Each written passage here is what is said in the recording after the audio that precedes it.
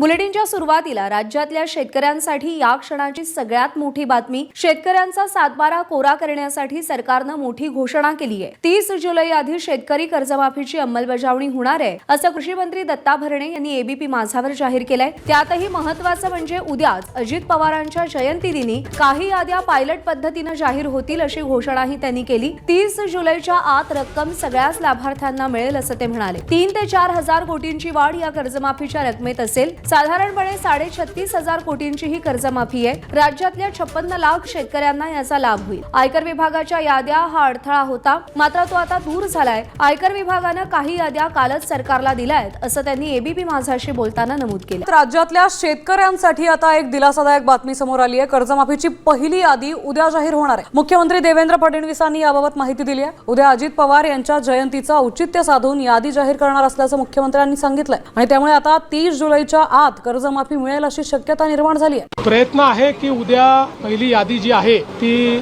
जाहीर व्हावी।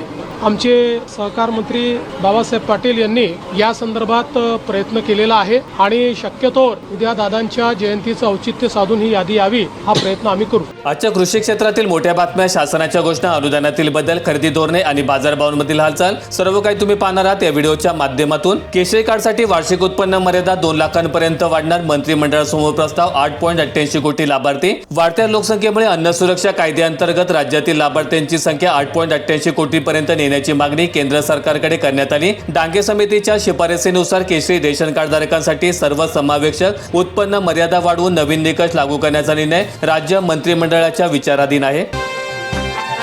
राज्यात येत्या 2 महिन्यांमध्ये कांदा टंचाईची शक्यता। कांदा प्रक्रियेसाठी दिल्ली पाठोपाठ आता गुजरात फॉर्म्युलाचा अभ्यास। कृषी मूल्य आयोग अध्यक्ष पाशा पटेल यांची माहिती। गेल्या हंगामामध्ये अवकाळी पाऊस आणि साठवणूक व्यवस्थेच्या अभावामुळे कांदा उत्पादकांचं मोठ्या प्रमाणात नुकसान झाल्याने आगामी या काळामध्ये टंचाई निर्माण होण्याची भीती व्यक्त केली जाते आणि या समस्येवर दीर्घकालीन उपाय म्हणून कांदा प्रक्रिया उद्योग आणि साठवणूक क्षमता वाढवण्यासाठी राज्य सरकार विविध धोरणांचा अभ्यास करत आहे। आता इथेनॉलवर तयार होणार गरमागरम जेवण। केंद्र सरकार सर्वंकष धोरण आणण्याच्या तयारीमध्ये। एलपीजी आणि पीएनजी इंधनावरील अवलंबित्व कमी करण्यासाठी केंद्र सरकार घरगुती स्वयंपाकासाठी इथेनॉलच्या वापराला प्रोत्साहन देत आहे आणि या योजनेमुळे इंधन आयातीचा खर्च मोठ्या प्रमाणावर वाचणार असून पर्यावरणाला पूरक असा उपलब्ध पर्याय होणार आहे। भारतात प्रथम डेंग्यू प्रतिबंधक लस मंजूर। क्यूडेंगा लस लवकरच बाजारामध्ये 4 ते 60 वर्षांपर्यंतच्या लोकांना कोणत्याही पूर्व तपासणीशिवाय देण्यात येणार। ड्रग कंट्रोल जनरल ऑफ इंडियाने 4 ते 60 वर्ष वयोगटातील लोकांसाठी या डेंग्यू प्रतिबंधक लसीच्या वापरास परवानगी दिली। आंतरराष्ट्रीय मानांकनावर यशस्वी ठरलेल्या लसीचे 2 डोस दिले जाणार असून यामुळे डेंग्यूच्या संसर्गाला आळा बसण्यास मदत होणार आहे। कांदा खरेदीमध्ये घोटाळा। ग्रेड यूआरएसच्या नावाखाली दुय्यम दर्जाच्या कांद्याला देखील ग्रेड ए इतकाच दर। व्यापारी दलालांना लाभाचा आरोप। शेतकरी संघटनांकडून चौकशीची मागणी। किंमत स्थिरीकरण निधी योजनेअंतर्गत निकष शिथिल करून दुय्यम दर्जाच्या कांद्याला देखील उच्च दर्जाचा दर दिला जात असल्याचा आरोप शेतकरी संघटनांनी केलाय। सुरुवातीला कठोर अटींमुळे खरेदी संत असताना अचानक खरेदीचे आकडे वाढल्यामुळे या संपूर्ण प्रक्रियेची तातडीने चौकशी करण्याची मागणी होताना दिसत आहे। अमरावती जिल्ह्यात पोपट्यांच्या हल्ल्याने मोसंबी उत्पादक संकटात। पंचनामाने भरपाईची बागायतदारांची मागणी। लाखोंच्या नुकसानीची भीती। वरुड तालुक्यामधील मोसंबीच्या बागांवर रानपोपट्यांचे थवे अचानक हल्ला करून फळांचं प्रचंड नुकसान करतायत आणि यामुळे शेतकऱ्यांचे मोठे आर्थिक नुकसान होत असल्यामुळे कृषी आणि वन विभागाने पंचनामे करून नुकसान भरपाई द्यावी अशी मागणी शेतकऱ्यांकडून केली जाते।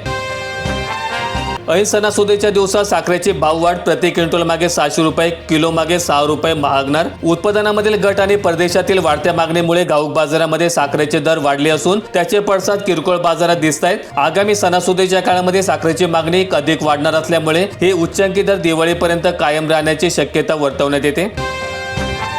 औषधांच्या दरवाढीने शेतीचं गणित कोलमडणार। फवारणीचा खर्च शेतकऱ्यांच्या आवाक्याबाहेर। तणनाशकांच्या किमतीमध्ये 15% वाढ। खरीप हंगामात पिकांवर फवारणीसाठी लागणारी कीटकनाशके, बुरशीनाशके आणि तणनाशकांचे भाव कमालीचे वाढल्यामुळे उत्पादन खर्चामध्ये मोठी भर पडली। निसर्गाच्या अनिश्चिततेसमोर निविष्ठांच्या या दरवाढीमुळे बळीराजाला शेतातील नफा घटून आर्थिक गणित बिघडलेले आहे।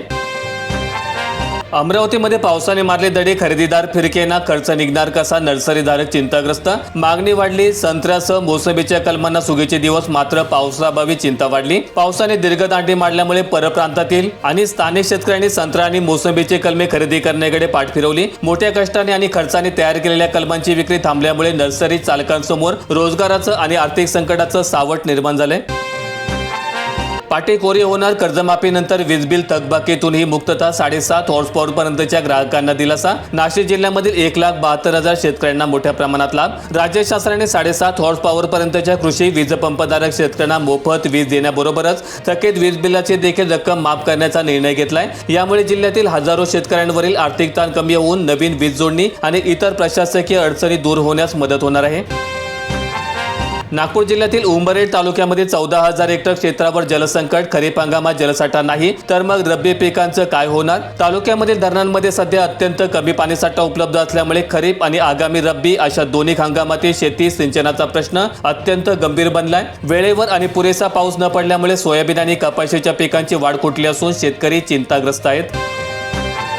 सोलापूरच्या 58 गावांसाठी दिलासादायक निर्णय. हैदराबाद गॅझेट नोंदी तपासण्याचे शिंदे समितीचे आदेश. मराठवाड्यामधून सोलापूरमध्ये आलेल्या 58 गावांच्या जुन्या हैदराबाद गॅझेट नोंदीची तपासणी वेगाने करून दाखले देण्याचे आदेश. आरक्षण आणि शासन निर्णयाचा लाभ मिळण्याचा मार्ग मोकळा होण्याची शक्यता आहे. नाशिक जिल्ह्यातील सिन्नर तालुक्यामध्ये खरीप पेरणी 95% चारा पिकांच्या लागवडीवर भर. कमी पावसामुळे भात लागवड रखडली. दुग्ध व्यवसायाच्या वाढत्या गरजेमुळे मक्याची पेरणी 160%. सिन्नर तालुक्यामध्ये बहुतांश पेरण्या पूर्ण झाल्या असून पशुधनासाठी हिरवा चाला उपलब्ध व्हावा आणि या उद्देशाने शेतकऱ्यांनी मका लागवडीला मोठ्या प्रमाणात प्राधान्य दिले. दुसरीकडे अपुऱ्या पावसामुळे भात आणि कापूस या पिकांच्या लागवडीचं क्षेत्र मात्र लक्षणीयरित्या घटल्याचं पाहायला मिळत आहे. मराठवाड्याच्या 3 जिल्ह्यांमध्ये 31% पाऊस. छत्रपती संभाजीनगर, जालना आणि बीडमध्ये 79% पेरणी. मान्सूनचा पाऊस अपेक्षेपेक्षा खूपच कमी पडल्यामुळे या भागातील पिकांच्या उगवणीवर आणि वाढीवर अत्यंत विपरीत परिणाम झालाय. जमिनीत पुरेसा ओलावा नसल्यामुळे कृषी विभागाने शेतकऱ्यांना सोयाबीन आणि कपाशीची दुबार पेरणी न करण्याचा सल्ला दिलाय. पेरलेलं जमिनीबाहेर येईना, उगवून आलेल्या पिकांची वाढच होईना. सोलापूर जिल्ह्यातील खरीप पिकांचं चित्र. अपुऱ्या पावसामुळे बळीराजाला मोठ्या प्रमाणात फटका. पावसाने मारलेल्या दळीमुळे जिल्ह्यातील पेरणी झालेली बियाणे उगवून येण्यास अडचणी येत असून उगवलेली पिके देखील कोंबेस्त आहेत. बियाणे न उगवल्याबाबत अनेक तक्रारी प्राप्त होऊन देखील कृषी विभागाकडून पंचनामे करून संबंधित कंपन्यांवर कारवाई केली जात आहे. सोलापूर जिल्ह्यात आयुष्यमान वयवंदना योजनेला खेळ. पात्र ज्येष्ठ उपचारांपासून वंचित 2,15,000 लाभार्थ्यांपैकी 23,000 वृद्धांनात न्याय. योग्य माहिती आणि जनजागृतीच्या अभावामुळे जिल्ह्यातील बहुतांश पात्र वृद्ध नागरिक आणि मोफत उपचार योजनेच्या लाभापासून पूर्णपणे वंचित राहिले. त्यामुळे रुग्णालयामध्ये उपचारासाठी स्वतःच्या खिशातून खर्च करावा लागत असल्यामुळे प्रशासनाने गावात शिबिरे आयोजित करून नोंदणी वाढवण्याची गरज आहे. कर्जमाफीची यादी उद्या जाहीर करू, कृषी मंत्री दत्तात्रय भरणे यांनी माहिती दिली. पुण्यश्लोक अहिल्यादेवी होळकर शेतकरी कर्जमाफी योजनेची प्राथमिक यादी उद्या जाहीर करू, अशी माहिती राज्याचे कृषी मंत्री दत्तात्रय भरणे यांनी मंगळवारी दिलेली आहे. मराठवाड्यामध्ये पाणी टंचाई घडत 9 दिवसांमध्ये 147 टँकर वाढले. उपलब्ध पाण्याची काटकसर करा. जिल्हा प्रशासनाच्या सूचना. रेन वॉटर हार्वेस्टिंगसाठी जनजागृती. 7 जुलै रोजी विभागामध्ये एकूण टँकरची संख्या 200 होती तर 16 जुलै रोजी थेट 347 वर पोहोचली. टंचाईची भीषणता वाढत असल्यामुळे अवघ्या 9 दिवसांमध्ये 147 टँकरची वाढ झाली. आगामी काळात दमदार पाऊस न झाल्यास भीषण पाणी टंचाई निर्माण होण्याची शक्यता आहे. अमरावती जिल्ह्यात 13,000हून अधिक शेतकऱ्यांनी घेतला पीक विमा. खरीप 2026-27 हंगामात 11,379 हेक्टर क्षेत्र विमा संरक्षणाखाली. इफ्को टोकियो कंपनीची अमरावतीसाठी निवड झाली असून विविध पिकांना प्रति हेक्टर निश्चित हप्ता ठरवून देण्यात आला आहे. यासाठी अर्ज करण्याची अंतिम मुदत 31 जुलै असून नोंदणीसाठी ॲग्रिस्टॅग शेतकरी ओळखपत्र असणं बंधनकारक केलेलं आहे. विदर्भातील पेरण्या पावसाअभावी खोळंबल्या. विदर्भामध्ये सलग 10 ते 12 दिवस पावसाने ओढ दिल्यामुळे खरीप हंगाम अडचणीत आलाय. अनेक जिल्ह्यांमध्ये पेरण्या अद्याप अपूर्ण असून पेरणी झालेल्या क्षेत्रातील कोवळे अंकुर देखील करपू लागल्यामुळे दुबार पेरणीची भीती वाढलेली आहे. छत्रपती संभाजीनगर जिल्ह्यात खरीपासाठी पीक कर्ज वाटप संत गतीने. जिल्ह्यात आतापर्यंत 37% अर्थसहाय्य. शेतकरी अडचणीत. राष्ट्रीयकृत बँकांकडून केवळ 8.47% कर्जाचं वाटप झालं. इतर वित्तीय संस्थांच्या संत कारभारामुळे हजारो सभासद निधीच्या प्रतीक्षेत असून जिल्हा मध्यवर्ती आणि ग्रामीण बँकेने चांगली कामगिरी बजावलेली आहे. उर्वरित संस्थांनी वेगाने निधी वितरित करून कृषी कामांसाठी सहकार्य करण्याची नितांत गरज व्यक्त होताना दिसत आहे. व्हिडिओ आवडला असेल तर लाईक ठोका, शेअर करा आणि अशा दैनंदिन शेतकरी बातम्या अपडेट्स मिळवण्यासाठी सबस्क्राईब करून बेल आयकॉनचं बटन दाबा.